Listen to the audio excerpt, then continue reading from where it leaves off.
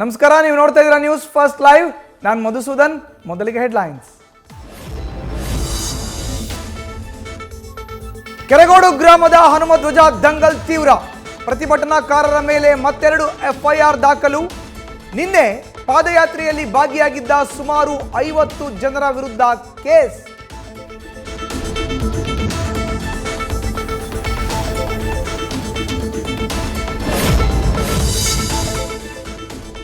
ಕೆರಗೋಡು ಮಾರ್ಗವಾಗಿ ಹೋಗ್ತಿದ್ದ ಸಚಿವ ಚಲುವರಾಯಸ್ವಾಮಿ ಧಿಕ್ಕಾರ ಕೂಗಿ ಆಕ್ರೋಶ ವ್ಯಕ್ತಪಡಿಸಿದ ಗ್ರಾಮಸ್ಥರು. ಕಾರು ಅಡ್ಡಗಟ್ಟಿ ಗೆರಾವ್ ಹಾಕಲು ಯತ್ನ, ಹೈಡ್ರಾಮಾ.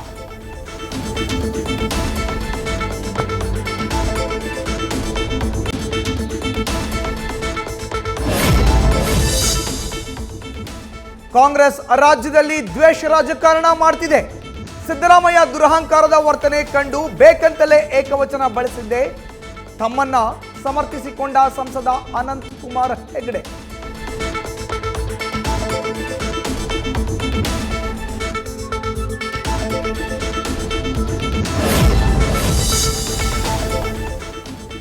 ಶಿವಾಜಿನಗರದ ಚಾಂದಿನಿ ಚೌಕ್ನಲ್ಲಿ ಹಸಿರು ಬಾವುಟ ಹಾರಾಟ.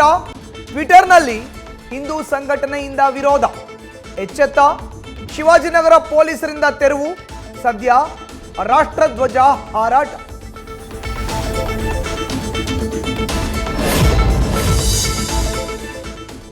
ಮತ್ತೊಮ್ಮೆ ಸೋಮಾಲಿಯಾ ಕಾಡ್ಗಳ್ಳರನ್ನ ಬಗ್ಗು ಬಡಿದ ಭಾರತೀಯ ನೌಕಾಪಡೆ.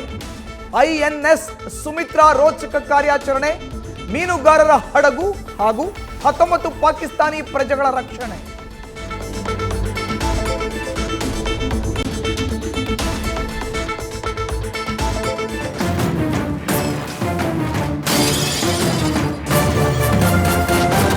ನ್ಯೂಸ್ ಫಸ್ಟ್, ನಿರ್ಭೀತಿಯಿಂದ ನಿಮ್ಮ ಪರವಾಗಿ.